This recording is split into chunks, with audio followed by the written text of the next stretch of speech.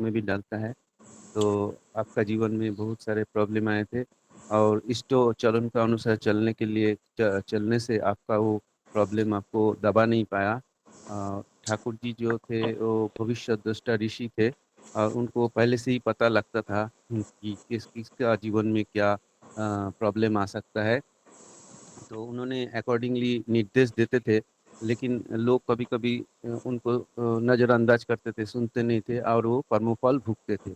इष्टानुरूप चलने से कर्मफल को काफ़ी हद तक कम किया जा सकता है।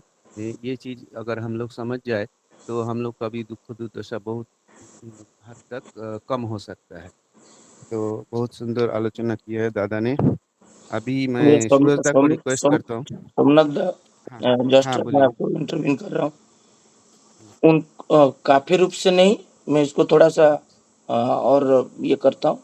उनको हाँ। संपूर्ण रूप से मानने से, वो जो जैसे विधि हिसाब से बोलते हैं, हुँ। संपूर्ण रूप से भी कर्मफल आप रोक सकते हो। जय गुरु। जय गुरुदेव। तो ये आलोचना को आगे बढ़ाते हुए मैं सूरजदा को रिक्वेस्ट करता हूँ थोड़ा आलोचना रखें इसके ऊपर। सूरजदा, जय गुरु। जय गुरु। अभी आज का जो ये विषय वस्तु है, इसके बारे में अगर मैं बोलने जाऊं तो मैं बहुत भावुक हो जाऊंगा, क्योंकि मेरा जीवन आज जो भी कुछ हूं, उसका पूरा पूरा श्रेय जो है वो ठाकुर और ठाकुर परिवार को जाता है। अगर मेरे जीवन में अगर ठाकुर और ठाकुर परिवार नहीं रहते तो शायद से आज मैं किसी नाले के बाजू में धूल चाटता। लेकिन ठाकुर जी मिलने पर जो जीवन में जो उन्नति, जीवन में जो सुधार और कर्मफल किस तरीके से ठाकुर जी पे पूरे तरह से समर्पित होने पर कट सकता है और किस तरह से जीवन सुंदर हो सकता है, मैंने जीवन में बहुत अच्छी तरह से इस चीज को अनुभव किया हूँ। अभी जो शशिकांता बोल रहे थे, उनके जीवन का जो अनुभूति, ये हमारे जितने भी लोग ठाकुर जी को अपने जीवन में, मैं तो बोलता हूँ 100%, तो वो तो बहुत बड़ा साधना है। जिन्होंने 1% भी ठाकुर जी की इच्छा का 1% भी जिन्होंने अपने जीवन में उतारने का कोशिश किया है, मैं ये नहीं बोल रहा हूँ कि उतार लिया है, 1% वो भी कोशिश किया है अपने जीवन में उतारने का, वो सब अगर अपने आप को पूछेंगे कि क्या मेरे जीवन में ये 1% भी, मेरे जीवन में उनके बातों को उतारने का जो मैंने कोशिश किया है, तो उसके वजह से मेरे जीवन में क्या परिवर्तन हुआ है, तो हर एक सत्संगी इस बात को नकार नहीं पाएगा कि वो बच गए। कोई नहीं नकार पाएगा। हर कोई बोलेगा कि हाँ, मैं सच में बच गया। जो मेरा हालत होने वाला था, वो हालत से ठाकुर जी मुझे उभार लिए। मेरे जीवन में भी ऐसे ही बहुत सारी घटनाएं घटी हैं। 11 साल की उम्र में ठाकुर जी का नाम मिला। 12 साल की उम्र में ठाकुर जी का दीक्षा और स्वस्थ नहीं मिला। माँ मुझे लेके चलती थी बार बार देवघर। आचार्य सानिध्य में ठाकुर जी को जान पाया, पहचान पाया थोड़ा थोड़ा। बचपना था, दौड़ भाग खेल कूद, इसी में जीवन चलता था। लेकिन जो शशिदा बोले ना, कर्म फल तो भुगतना ही होगा, लेकिन उससे इंसान विध्वस्त नहीं होता है। जब हम ठाकुर जी को टू दी पॉइंट मानकर चलते हैं, हमारे जीवन में बाधाएं आती है, जो बाधा हमारे पूर्व कर्मफल के वजह से होता है, लेकिन उस बाधा में हम पढ़ के हम विध्वस्त नहीं होते हैं, डेमोलिज्ड नहीं होते हैं, हम उससे उभर आते हैं, हम फिर से सर ऊंचा करते हैं। लेकिन उस समय में सबसे ज्यादा जो जरूरत है वो है ठाकुर जी के प्रति अकाट्य प्रेम, जिसमें कोई मिलावट ना हो, क्योंकि वही उस समय पर विपत्ति से बाहर निकालता है। ठाकुर जी यहाँ पे जो बोले ना उनके उत्तर में कि जब हम इष्ट का जो बात है वो जब हम मान के टू द पॉइंट मान के चलते हैं तो उसमें बड़ा कष्ट होता है, लेकिन जो कष्ट मुझे मिलने वाला है उस कष्ट से ये जो मान के चलने वाला कष्ट है वो उभार देता है। मतलब जीवन का जो कर्म फल है उससे जो मुझे भोग मिलने वाला है, दुर्भोग जो मिलने वाला है, उस वक्त मैं जब ठाकुर जी के या आचार्य का जो निर्देश है वो जब पालन करने में मुझे जो कष्ट होता है, वही कष्ट इस दुर्भोग को काट देता है। तो इसका एक छोटा सा घटना मैं बोलूंगा। मेरे जीवन में बहुत सारे ऐसे घटनाएं हैं जहाँ पे कोई और अगर होता तो शायद से वो अपना डिसीजन लेके आगे बढ़ जाता, लेकिन ये मैं बोलूँगा कि मेरे माँ का ये सिखाया हुआ है जिसकी वज़ह से मैंने उन्होंने जो कहा वो मैं पालन करने का कोशिश किया है। जब मेरा 12th स्टैंडर्ड में जब वर्तमान आचार्य देव के दिशा निर्देश से पढ़ाई कैसे करना है, तो 11th स्टैंडर्ड में तो ठीक से पढ़ाई कर ही नहीं पाया क्योंकि घर परिवार का बहुत सारा प्रॉब्लम था। पैसा कमाकर घर चलाने का ज़िम्मेदारी मेरे ऊपर था। उस टाइम में पिताजी का थोड़ा तकलीफ हो गया था। तो वो 11th स्टैंडर्ड में पढ़ाई करने का मौका ही नहीं मिला। 12th स्टैंडर्ड में जब मौका थोड़ा बहुत मिला तब तक काफ़ी देर हो चुका था। 3 महीना सिर्फ बाकी था बोर्ड एग्ज़ाम का, एचएससी का। मन में ऐसा प्रतीत हुआ कि कर नहीं पाऊँगा, तो जाके वर्तमान आचार्य देव को मैंने निवेदन किया कि मेरे को निवेदन मतलब ऐसे ही बैठा था रात को कैंटीन के उधर, बहुत रात हो गया था। मन खराब करके बैठा था, इतने में ऐसा लगा कि वर्तमान आचार्य देव उस टाइम में आने का कोई सवाल ही पैदा नहीं होता, इतना रात को 10:30 पौने 11 बजे करीब। वो आए कैंटीन के इधर, बोले ए इधर बैठ के क्या कर रहा है? बोला कुछ नहीं। तो आए, प्रणाम किया मैं, तो बोले कुछ सोच रहा है? तो मैं बोला कि दादा ऐसा ऐसा है, मेरा पढ़ाई नहीं हुआ है, मैं सोच रहा हूँ कि मैं ड्रॉप ले लूँ। और उस टाइम में परिवार का अवस्था भी ठीक नहीं था। तो आचार्य देव ने कहा कि नहीं, ड्रॉप क्यों लेगा, कोशिश करो। तो उन्होंने मुझे नामधन करने का तरीका बताया और किस तरीके से मुझे पढ़ाई करना है वो बताया। बोले 3 महीना तुम ऐसे करो, और लिटरली ये बात बोले कि संसार चूल्हे में जाए, तुम उस तरफ ध्यान मत देना, तुम सिर्फ पढ़ाई करना है 3 महीना। तो जो बोले उस हिसाब से 3 महीना मैंने पढ़ाई किया। जैसे बोले वैसे, संसार के तरफ मैं बिल्कुल भी मैं नज़र नहीं दिया। तो लेकिन जब उनका आदेश पालन करना रहता है ना, तो हमें दुनिया से खुद को अलग करना पड़ता है। क्योंकि जब तक मैं दुनिया से खुद को अलग नहीं करूँगा, ये अलग करना मतलब बाह्यिक रूप से नहीं, आंतरिक रूप से। दिल और दिमाग से जब आप दुनिया से खुद को अलग करोगे, तभी उनका आदेश पालन करने का पूरा-पूरा मौका मिलता है। क्योंकि तभी हमारे दिमाग में सिर्फ़ उनका ही बात चलता है। इसीलिए मैं कह रहा हूँ कि दुनिया से अलग होना।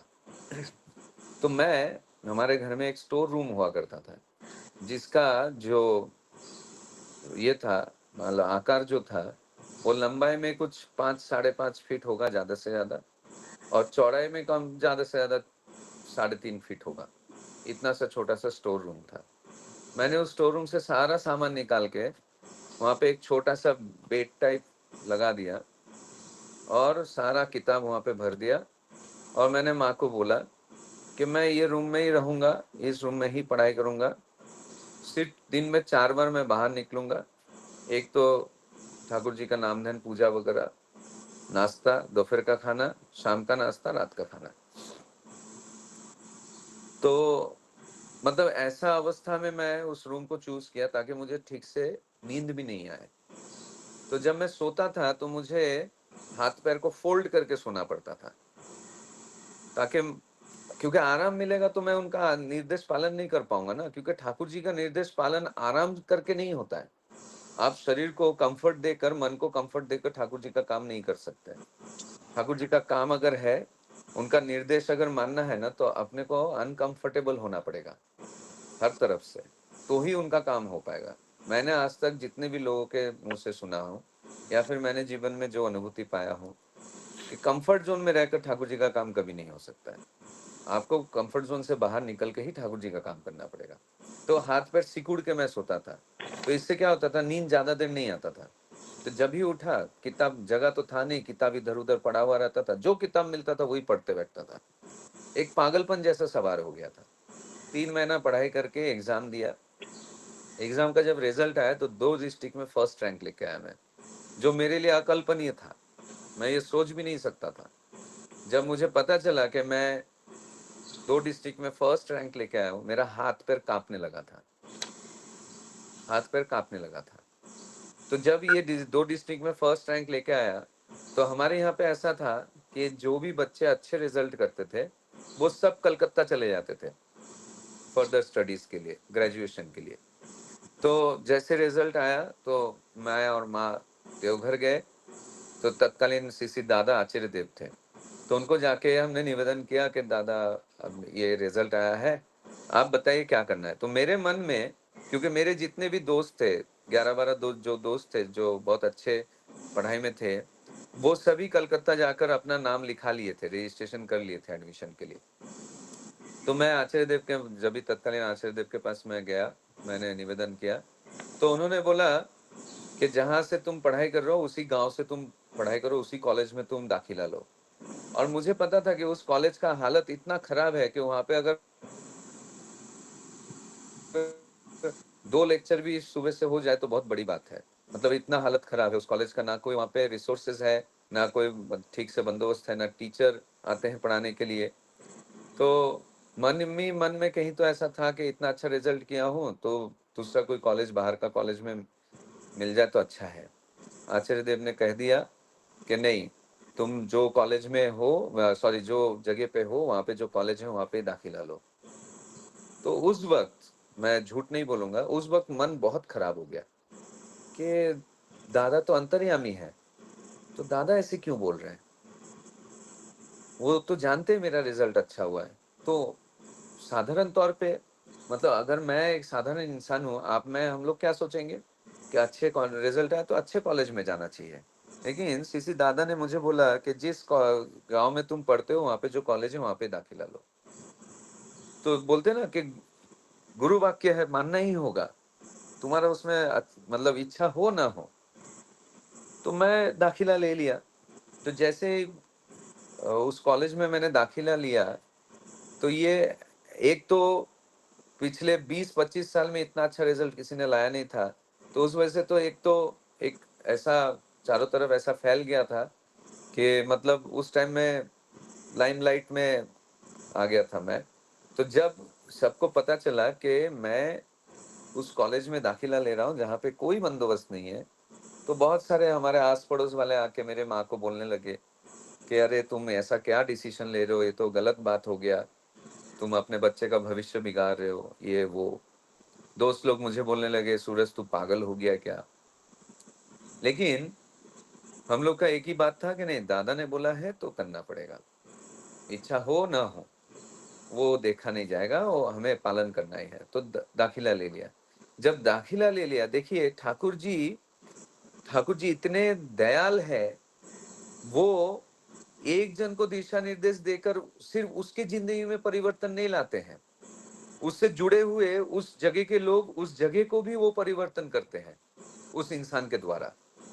तो जब मैं वहाँ पे एडमिशन लिया, तो सबसे पहले उस कॉलेज के जो टीचर्स थे, उनके अंदर ये बात बहुत अच्छी तरह से फैल गया कि एक मेरिट होल्डर, 2 डिस्ट्रिक्ट में फर्स्ट रैंक लाया हुआ बच्चा हमारे कॉलेज में एडमिशन ले रहा है। तो उनके ऊपर डायरेक्टली इनडायरेक्टली प्रेशर आ गया लेक्चर कंडक्ट करने का। ये देखकर, मतलब जब मैं एडमिशन वहाँ पे मैंने ले लिया, ये देखकर जो दोस्त कलकत्ता जाकर दाखिला ले रहा था, उनमें से 5-6 बच्चे वहाँ से एडमिशन कैंसल करके मेरे साथ मेरे ही कॉलेज में एडमिशन लिया। तो और ज़्यादा ये चीज़ हो गया कि नहीं, अब तो कॉलेज में लेक्चर होना बहुत ज़रूरी है। तो एक सिंसियरिटी, एक सीरियसनेस आया सबके अंदर। जब देखा गया कि इतने सारे अच्छे बच्चे उस कॉलेज में एडमिशन ले रहे हैं जहाँ पे कोई व्यवस्था नहीं है, कोई रिसोर्सेज़ अच्छी तरीके से नहीं है। तो धीरे-धीरे ये चारों तरफ फैलने लगा और अचानक से उस साल में एडमिशन बहुत हद तक बढ़ गया। तो जब एडमिशन काफ़ी सारा आ गया और अच्छे बच्चों का एडमिशन हुआ, तो जो कॉलेज के मैनेजमेंट है, उनके ऊपर एक इनडायरेक्टली या तो डायरेक्टली प्रेशर आया कि हमें अच्छा क्वालिटी देना होगा, नहीं तो नहीं होगा। हम टोटल 11 स्टूडेंट्स जो थे, हमने उस कॉलेज में अच्छे से हम लोगों ने टीचर को जाके रिक्वेस्ट किया कि हमें लेक्चर चाहिए, हम लेक्चर अटेंड करेंगे। और उस कॉलेज में सिर्फ साइंस, आर्ट्स, कॉमर्स का नॉर्मल जैसा कॉलेज होता है वैसा था। हमने 3 साल वहाँ पे पढ़ाई किया, 3 साल उस कॉलेज के लिए काम किया और 3 साल बाद जब हम उस कॉलेज से निकले, उस कॉलेज में मेडिकल कॉलेज, लॉ कॉलेज और कंप्यूटर का कॉलेज भी ओपन हुआ। और आज के टाइम में दक्षिण दिनाजपुर के जो यूनिवर्सिटी है, दक्षिण दिनाजपुर यूनिवर्सिटी जो है, साउथ दिनाजपुर यूनिवर्सिटी, उसके एक नामी-दामी और वेल नोन कॉलेज है वो। कहने का तात्पर्य ये है कि जब मुझे ये पता चला कि मुझे उसी कॉलेज में दाखिला लेना है, तो मुझे बहुत कष्ट हुआ।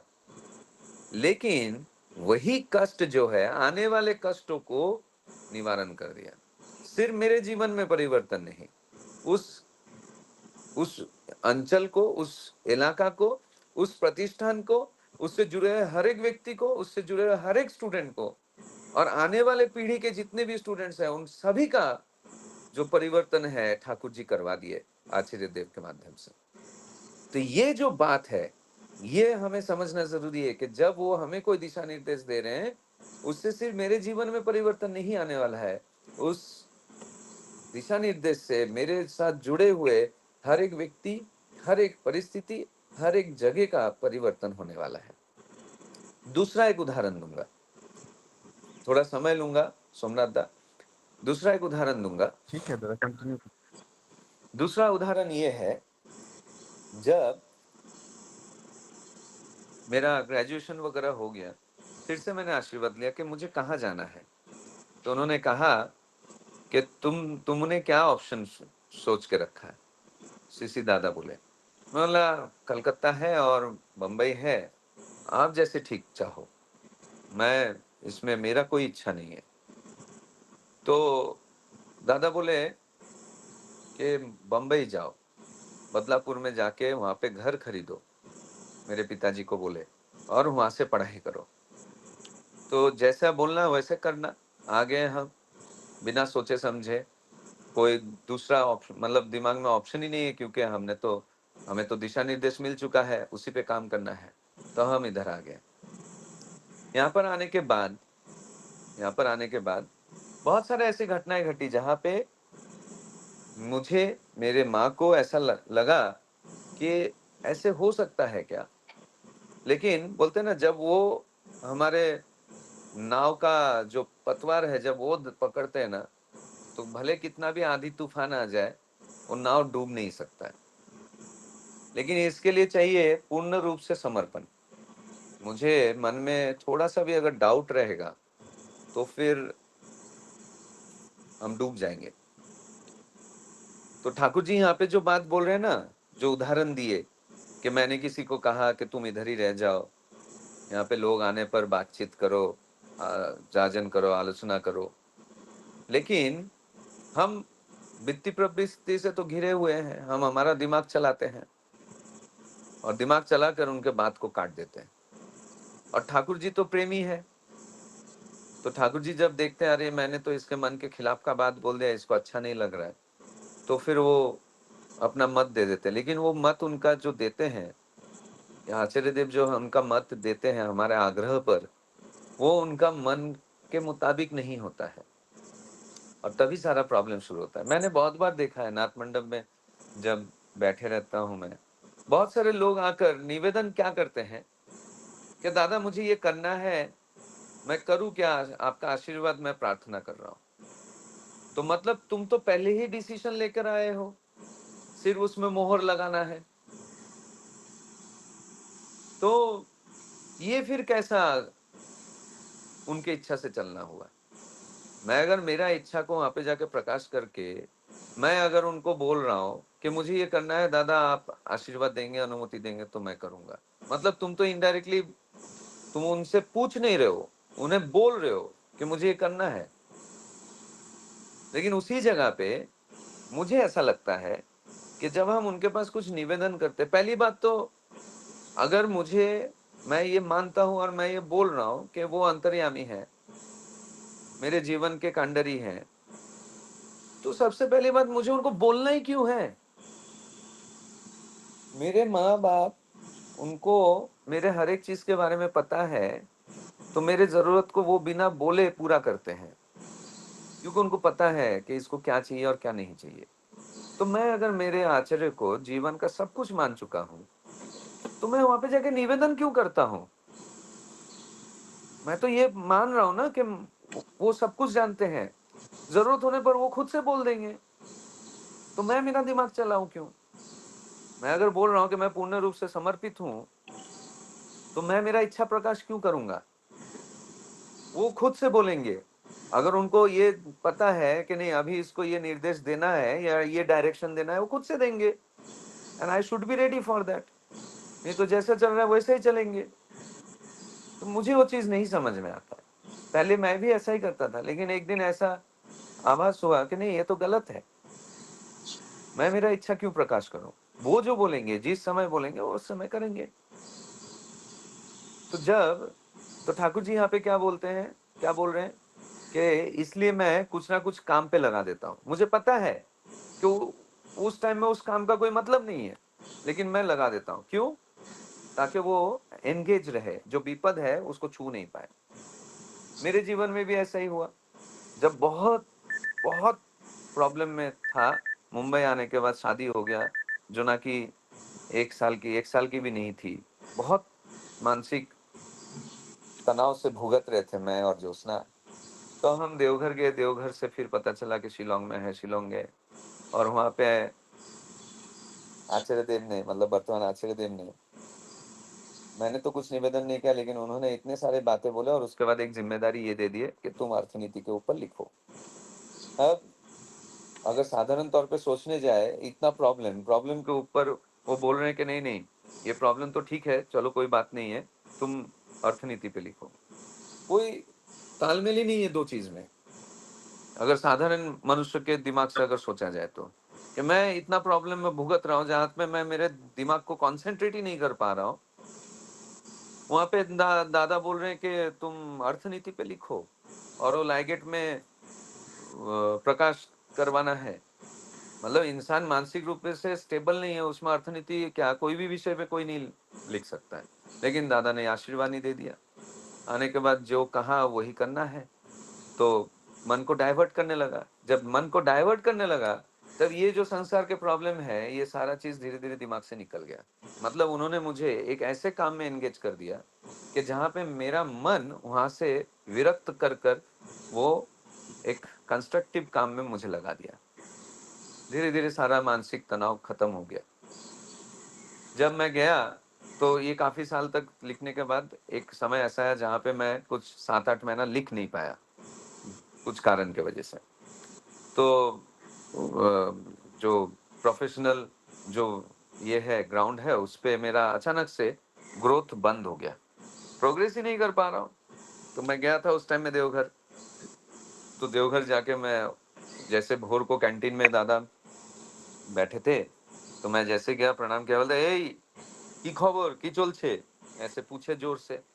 तो मैं बात बात में ऐसे बोल दिया, दादा मेरा प्रोग्रेस नहीं हो रहा है। तो दादा ने जो बात कहा, वो सुनकर एकदम मैं सिंहर उठा। दादा बोलते हैं, তুই আমার কাজ করবি না, তোর প্রোগ্রেসও হবে না। दादा आचार्य देव ने, सीसी वर्तमान आचार्य देव ने बोल दिया है कि तुम मेरा काम नहीं करोगे, तुम्हारा प्रोग्रेस भी नहीं होगा। एकदम। मैं बोला बाप रे बाप, देखो कितने अंतर्यामी है। मैंने तो जाके बोला नहीं है कि मैं नहीं काम कर रहा हूँ, एकदम बोल दिया তুই আমার কাজ করবি না, তোর प्रोग्रेसও হবে না। तो बोलते ना, वो आशीर्वाणी देते हैं तो सावधानवाणी भी देते हैं। और एक बात हमेशा याद रखिए, जब हमें हमारे गुरु, हमारे आचार्य हमें जब कोई आज्ञा देते हैं, तो वो मुझे सामर्थ्य देते हैं। उनका आज्ञा देने का मतलब वो हमें सामर्थ्य देते हैं कि जीवन में उस पर्टिकुलर चीज पे मैं सक्सेसफुल हूं, उसका जो सामर्थ्य, कैपेबिलिटी वो देते हैं वो। तो दादा ने बोल दिया कि तू ही আমার কাজ করবি না, তোর प्रोग्रेस হবে না, तुम मेरा काम नहीं करोगे, तुम्हारा प्रोग्रेस नहीं होगा। तो हम लोग बोलते हैं ना, हम लोग बहुत सारा ऐसा लोगों का बात सुनते हैं, बड़े बड़े लोगों का बात सुनते हैं कि सक्सेसफुल होने के लिए क्या करना चाहिए, है ना? हम सब ऐसा ढूंढते हैं कि सक्सेसफुल होने के लिए जीवन में क्या करना चाहिए। मैंने जब दादा को बोला, दादा ने सिंपल एक सेंटेंस में बोल दिए कि तुम्हारे जीवन में तुम्हें अगर सक्सेसफुल होना है तुमको क्या करना होगा। क्या बोल दिए? তুই আমার কথা শুনবি না, তুই আমার কথা আমার কাজ করবি না, তোর सक्सेस प्रोग्रेस হবে না। मतलब अगर मुझे मेरे जीवन में प्रोग्रेस चाहिए तो मुझे उनका बात सुनना है। सिंपल, कोई रॉकेट साइंस नहीं। कि मुझे अगर मेरे जीवन में सक्सेस चाहिए, प्रोग्रेस चाहिए, तो मुझे उनके दिशा निर्देश को मानना है, बिना किसी शर्त के, बिना किसी क्वेश्चन के। तो जो कहा वही करना। तो जैसे जैसे उनका काम करने लगा, जीवन में प्रोग्रेस होने लगा। इसका मतलब यह है कि मैं इस बात को इस तरीके से लेता हूं कि हम बहुत भाग्यशाली हैं। हम बहुत बहुत बहुत ज्यादा भाग्यशाली है कि हमें हमारे जीवन को नियंत्रण करने का बोझा अपने हाथ में लेना ही नहीं है। बाहर निकल के देखिए, लोग इसी चिंता में भरमाए रहते हैं, अरे कल का क्या होगा, परसों का क्या होगा, आने वाले 10 साल में मुझे क्या करना है, यही सब टेंशन में जिंदगी बिता रहे हैं। एक फ्यूचरिस्टिक सोच को लेकर वो आज प्रेजेंट को बर्बाद कर रहे हैं, उसी में लगे पड़े हैं। लेकिन सोचिए, हम ठाकुर जी का सानिध्य मिलकर हमारा जीवन कितना सहज है, कितना सहज है कि वो जो कहते हैं वही करते जाओ और कुछ सोचने की जरूरत नहीं। कल क्या होगा ठाकुर जी है ना देखने के लिए। मतलब हम वो संतान हैं जिनके माँ बाप तत्पर हैं कि उसे कुछ तकलीफ नहीं हो, उसके बच्चे को कोई तकलीफ नहीं हो, उसके लिए वो माँ बाप तत्पर है। तो हमारे जीवन में ठाकुर जी, हमारे जीवन में जीवंत आदर्श आचार्य देव, वो माँ बाप है जो हमारे लिए तत्पर है हर एक क्षण कि मेरे बच्चे को कोई तकलीफ नहीं होना चाहिए। तो वो कब वो सोचेंगे, जब हम पूर्ण रूप से उनके ऊपर समर्पित होंगे, कि उनको ये आभास हो जाए कि ये बच्चा पूरी तरह से मेरे ऊपर निर्भर है, मुझे उसका जिम्मेदारी लेकर चलना है। तो जब ये बात समझ में आ जाए, तब हम पूर्ण रूप से समर्पित होते हैं। तो वो जो भी दिशा निर्देश देते हैं, भले उस समय के लिए हमें लगता है कि अरे ये तो मेरे पूरे प्रतिकूल परिस्थिति में बोला जा रहा है, लेकिन अगर हम बिना किसी क्वेश्चन के पूर्ण रूप से समर्पित होकर अगर उनके बातों को मानकर चलते हैं, तो जीवन मेरा एकदम सहज हो जाता है, सहज हो जाता है। और एक आखिरी बात बोलकर मैं खत्म करूंगा कि जब हम हमारा दिमाग चलाना बंद कर देते हैं हमारे खुद के प्रोग्रेस के लिए या फिर हमारे जीवन के उन्नति के लिए, हम हमारा दिमाग को जब पूरी तरह से शट डाउन कर देते हैं और उसका पूरा कार्यभार जब हम हमारे ठाकुर जी पर, हमारे आचार्य के हाथ में दे देते हैं, मेरे जीवन का लगाम जब मैं उनके हाथ में दे देता हूं, तो मेरा जीवन वो श्रृंगार करते हैं। तब मुझे मेरे जीवन को श्रृंगार करने की जरूरत नहीं होती है। वो मेरे वांछनीय जो भी कुछ जीवन में जरूरत है, वो बिना किसी तकलीफ के वो हमारे जीवन में देते हैं। ये मैंने पूर्ण रूप से मैंने इस चीज को महसूस किया है। ज्योत्सना ने भी इस बात को पूर्ण रूप से महसूस किया है कि जब जहां जितना जिस वक्त जरूरत है, जब हम पूर्ण रूप से समर्पित होते हैं, तो ठाकुर जी और आचार्य देव उन सारे बातों को हमारे जीवन में घटित करते हैं। लेकिन ये इतना आसान नहीं है। उनके ऊपर पूर्ण रूप से समर्पण करना यही साधना है, और ये तब आता है जब उनके ऊपर पूर्ण रूप से हमें विश्वास होता है। लेकिन वो विश्वास अगर पाना है तो ऐसे नहीं होगा। विश्वास पाने के लिए मुझे डूबना होगा, और वो डूबना बहुत तकलीफदायक है। लेकिन उस तकलीफ को जब मैं पार कर जाऊंगा तो जीवन में हम उभर उठेंगे।